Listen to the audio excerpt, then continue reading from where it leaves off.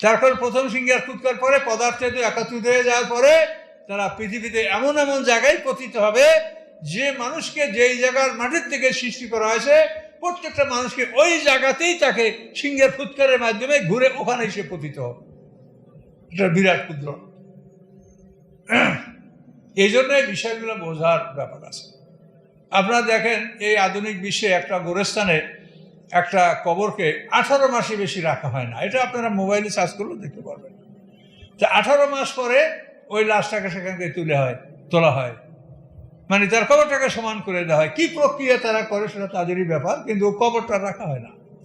তাহলে তাদের দেখা গেছে যে 100 বছরে একটা কবর উপরে অন্তত 66টা কবর দেওয়া হয় 100 বছরে। তাহলে 1000 বছরে কতটা কবর হয় ওই একটা কবর উপরে? হ্যাঁ, তাহলে 660টা। 1000 বছরে ওইটার উপরে কবর হবে কয়টা? একটা কবরে 660টা কবর হবে। এখন যে আপনারা যদি বলেন যে কবর আযাব আর কবরের শান্তি, তা এটা কি কোনো জ্ঞানে এটা স্বীকৃতি দেয়? মৃত্যুর পরে সাজা আছে, এটা সত্য, কোরআন দ্বারা প্রমাণিত। সেইটা সিজিন। সিজিন মানে জেলখানায় সংরক্ষণ করা হবে, ওখানে তার শাস্তি, কিন্তু কবর না।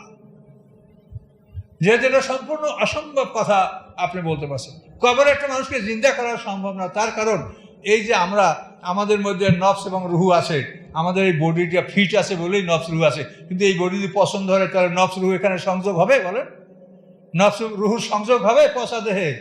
হবে না। কাজে এই জন্য কবর আযাব সত্য, কিন্তু এটাকে আপনারা কবরের কথা বললেন না। এটা হলো মৃত্যুর পরেই আল্লাহর হুকুমে সে যদি ভালো হয় তা ইল্লিনে নিয়ে যাওয়া হবে, খারাপ হলে সিজ্জিনে রাখা হবে, এবং এখানে তার শাস্তির মধ্যেই সময়টা পার হবে।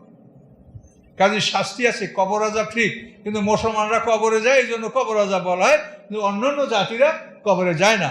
এই জন্য অন্য জাতির ব্যাপারে কোরআনে অন্য একটা শব্দ ব্যবহার করে, বারজাক, পর্দার আড়ালে জগৎ। এই পর্দার আড়ালে জগতে আমরা সিংহার ফুৎকার পর্যন্ত সব ওখানে থাকবো।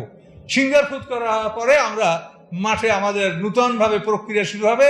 এই দুইটা সিংহার ফুৎকার 3 40 120 বছর, ফুৎকার দুইটা 80 বছর, মাঝখানে বিরতি 40। এই 120 বছর পরে ওই কবর আযাব বা কবরের নিয়ামত এটা কিচ্ছু হবে না। এই সময়টা থাকবে ভাঙ্গা ঘরের মধ্যে। এই 120 বছর 120 বছর ভাঙ্গা ঘরের পরে যখন আবার আমাদেরকে পুনরায় সৃষ্টি করে ফলাফল দিয়ে যখন ঢুকানো হবে, তখন আবার শুরু হবে শান্তি এবং শাস্তি। এই মাঝখানে 120 বছর কিন্তু কোনোটাই থাকবে না। এর আগে আমরা বরজাকে থাকবো। এ কথাগুলো আমরা মানুষকে বুঝাতে পারছি না, খুবই তর্ক করে আমার সাথে মানুষ। এখন